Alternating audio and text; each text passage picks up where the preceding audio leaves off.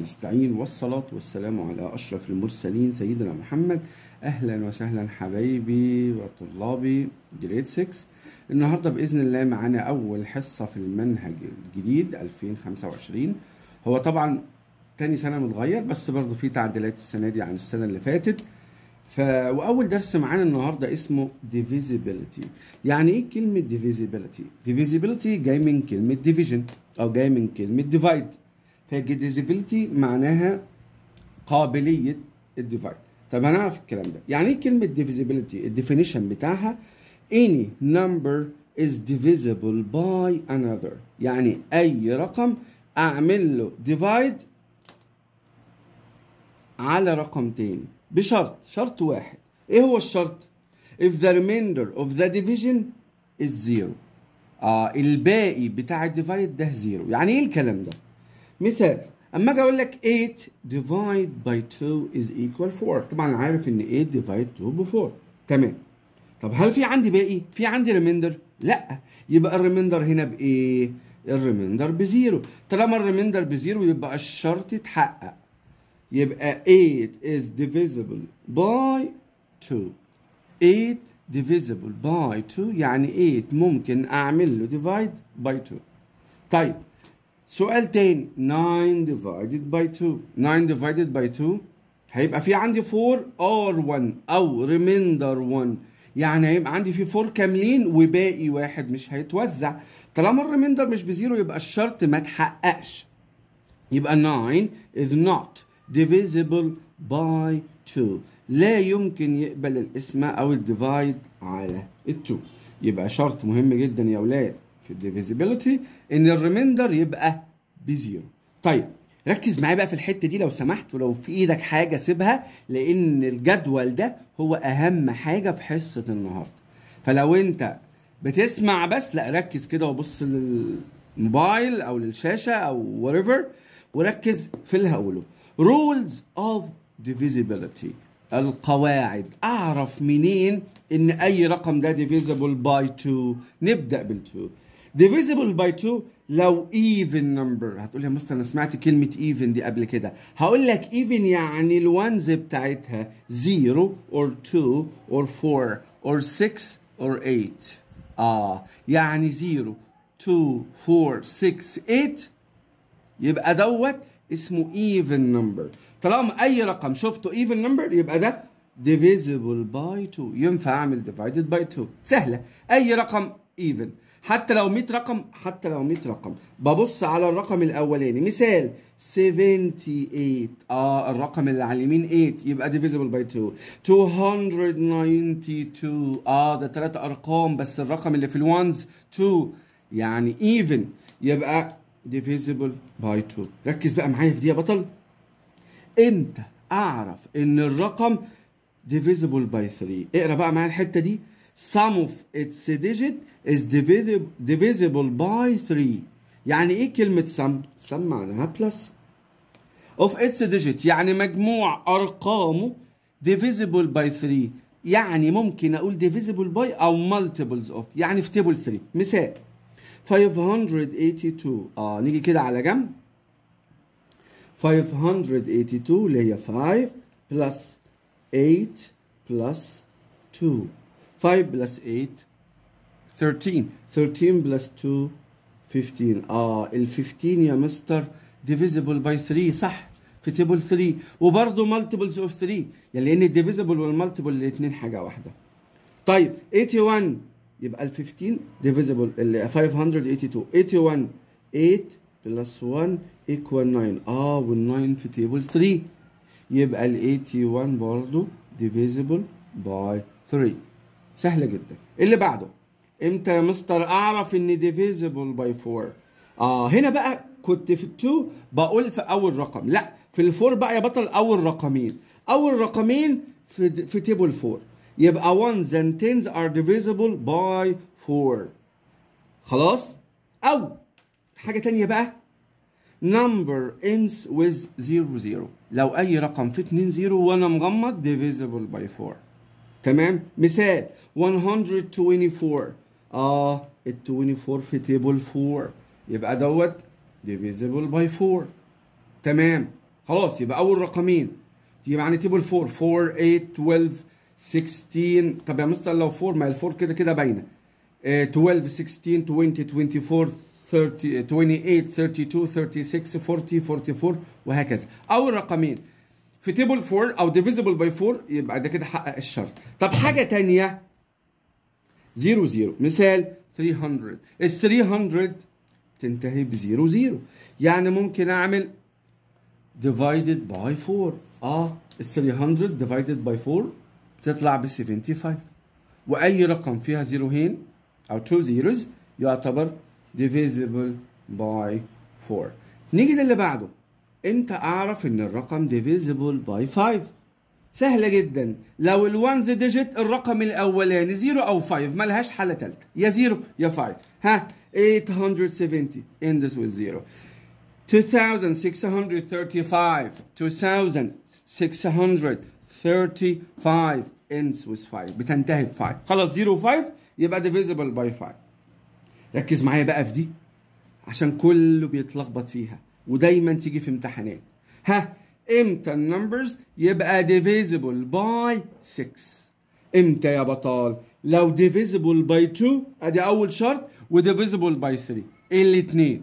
divisible by 2 اللي هو even number و divisible by 3 اللي هو sum of its digit divisible by 3. اتحقق التو كونديشنز، اتحقق الشرطين يبقى divisible by 6. خلاص يبقى divisible by 2 and divisible by 3.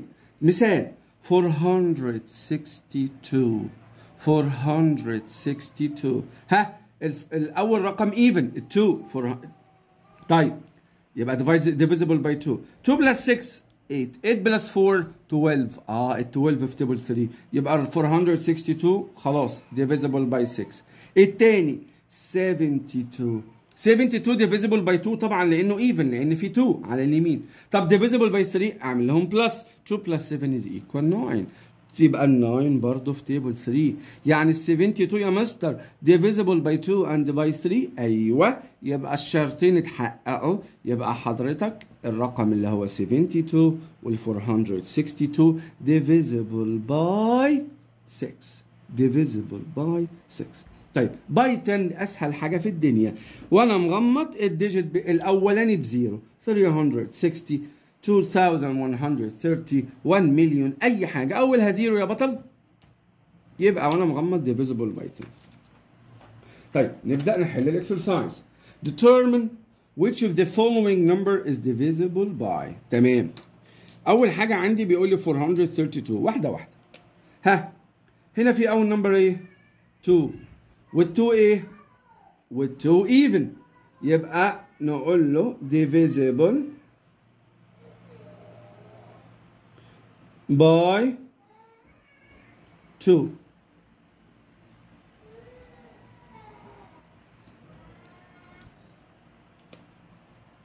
اوكي يبقى divisible by 2 one's digit is even. طيب نعمل تشيك. 4 plus 3 plus 2 4 plus 3 ب 7 7 plus 2 is 9. يبقى حضرتك دوت هيبقى divisible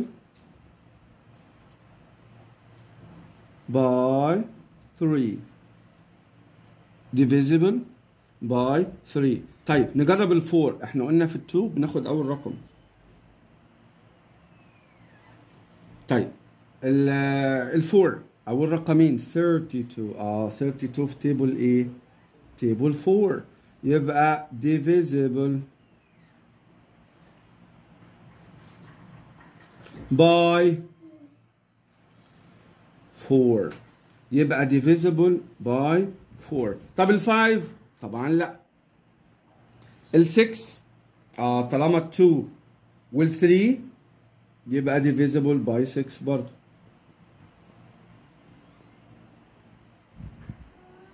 يبقى هنا divisible by 4 because ones يبقى قلنا هنا divisible by 4 لأن ones and tens divisible by 4. طيب divisible by 6 الريزن أو السبب إن هما الاتنين divisible by 2 and 3. يعني احنا لسه قايلين divisible by 2 divisible by 3. طالما 2 و 3 divisible يا ولاد يبقى طبعا divisible by 6. طبعا ال 10 لا عشان هنا، وال5 لا، ال5 لا لان مفيش 0 و5 وال10 لا. طب نيجي هنا ال 50. ها الرقم الاولاني ايه؟ 0 يعني even، يبقى هنقول على طول divisible by 2.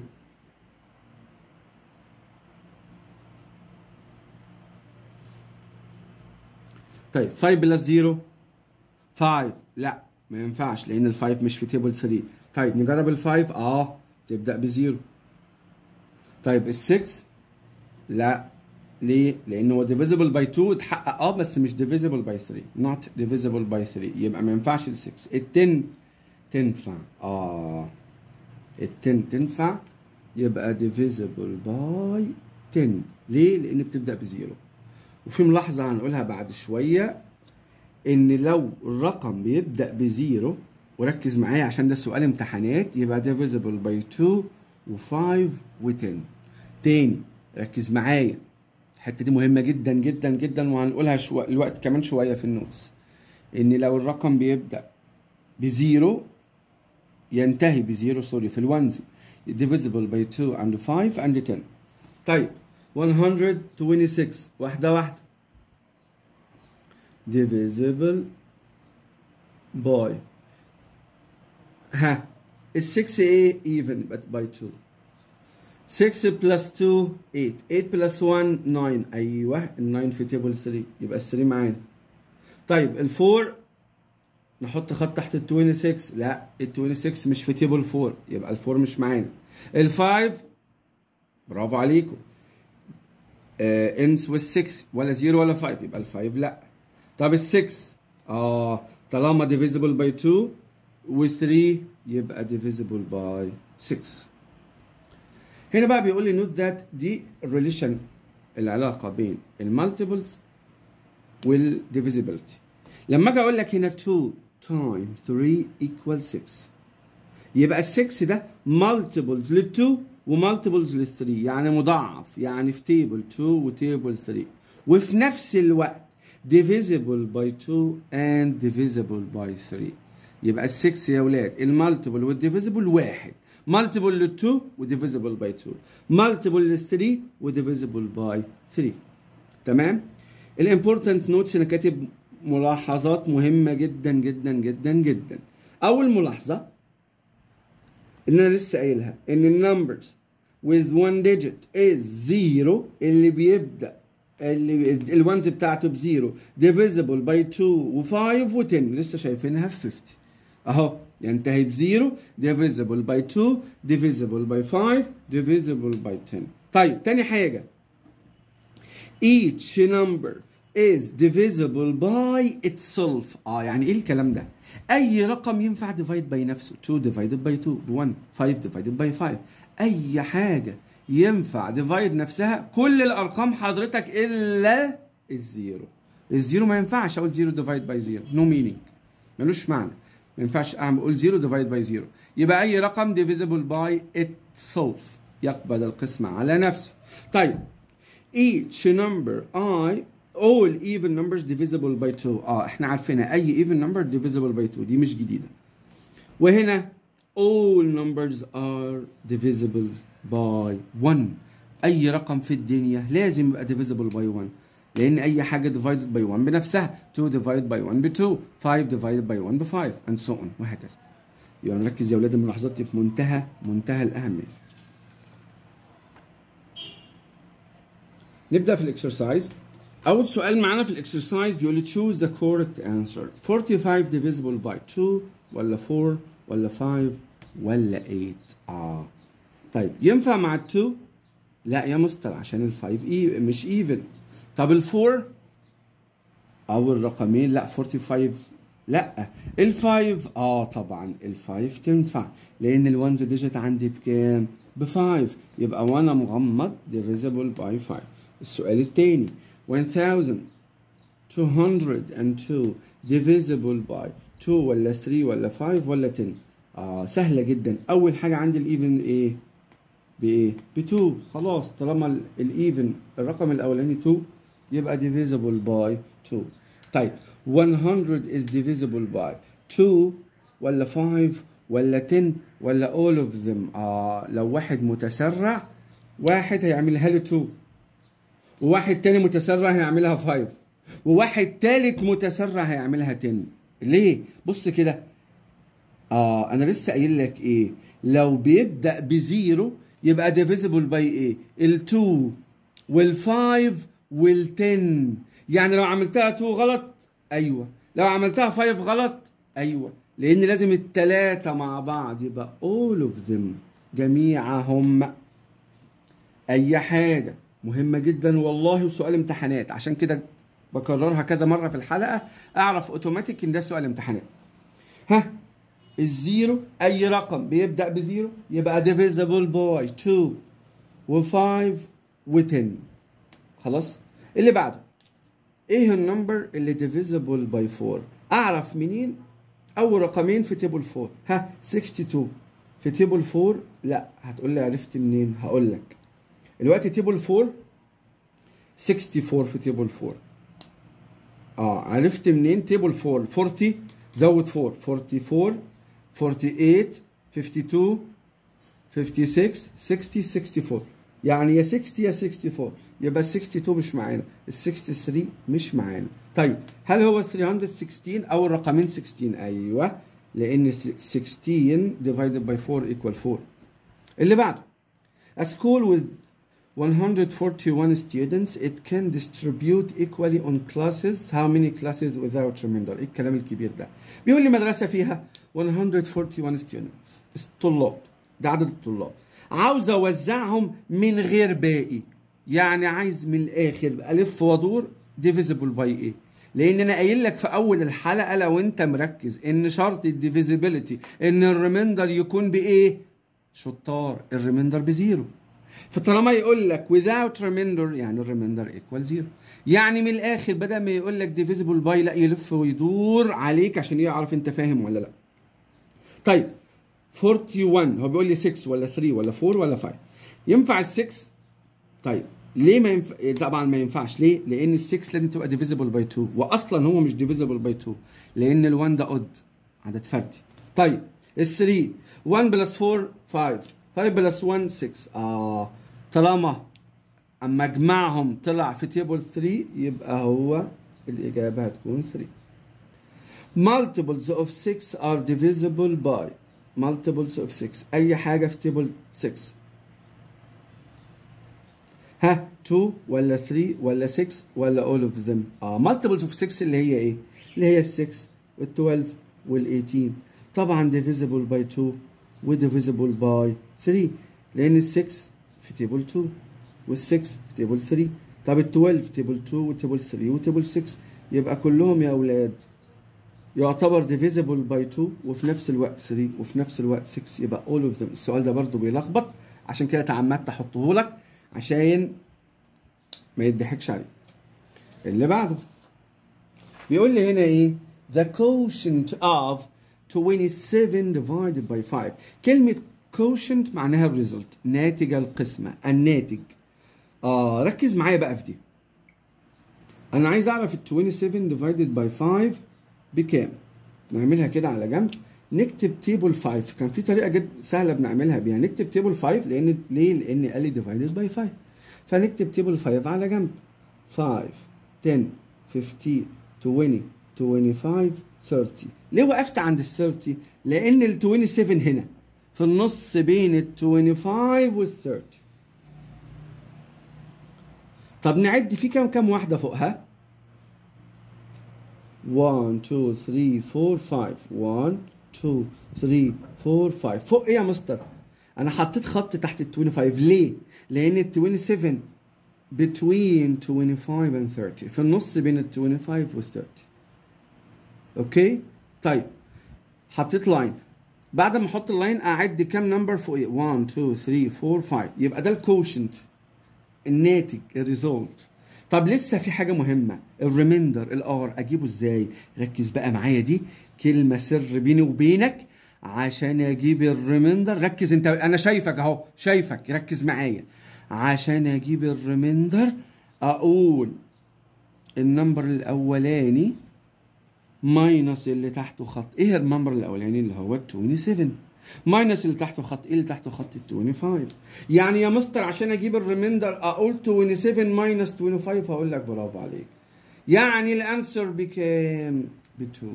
ركز تاني، انا عايز اجيب دي. السؤال ده كنا بناخده في جريد 5 وجريد 4 وكان كتير جدا بيتلخبط. ازاي نجيب الكوشنت والريميندر؟ نكتب تيبل 5 5 10 15 20 25 30.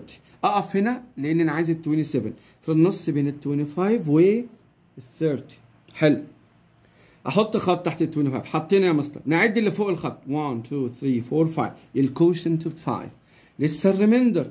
يبقى النمبر الاولاني اللي هو 27 ماينس اللي تحته خط اللي هو 25.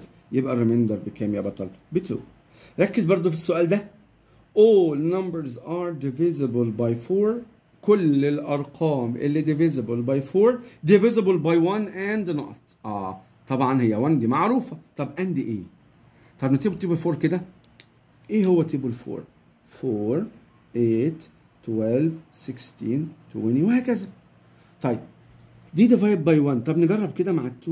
ايوه ديفايدد ال4 تنفع مع ال2 وال8 مع ال2 وال12. يبقى كل الارقام اللي ديفيزبل باي 4 طبيعي لازم تكون ديفيزبل باي 2. طبعا بال1. next any number divisible by 2 and 3. قلنا الحاجات دي شوف كم مره بكررها؟ 5 مرات. وان شاء الله هتلاقي السؤال ده في الامتحان وقولوا مستر احمد عاطف قال لنا all numbers divisible by 2 and 3 divisible by خلاص وانا مغمض 6. خلاص اي حاجه divisible by 2 and 3 بيبقى divisible by 6. طيب all numbers I divisible by. هنا كل الارقام ممكن اقول 1 صح وممكن اقول itself صح. الاجابتين صح. كل الارقام divisible by 1 وكل الارقام divisible by itself. خلاص قلناها من شويه. The numbers which sum of digit is divisible 3. السم بتاعها 3 طبعا divisible by 3. آخر سؤال معانا النهارده بيقول لي the smallest number. ركز في السؤال ده. which is divisible by 4 formed for 2 numbers. يعني إيه الكلام ده؟ أقل رقم مكون من عددين يقبل القسمة على 4. طب إيه هو تيبل 4؟ 4 8 12. أول رقم من عددين هو مفيش غيره هو ال 12. لأن ال4 وال8 فيهم 1 digit. أما ال 12 formed from 2 digit. ده كان آخر اكسرسايز معانا النهارده. وحشتوني جدا جدا جدا. يا رب لو أول مرة تتفرج عليا تعمل لايك وسبسكرايب للصفحة، فولو على الفيسبوك وسبسكرايب على اليوتيوب. الشانل باسم أحمد عاطف ماث. ويا ريت رجاء تعملوا شير ولايك لان الدال على خير كفاعله. اشوفكم على خير وما توفيقي الا بالله، عليه توكلت واليه انيب، والسلام عليكم ورحمه الله وبركاته.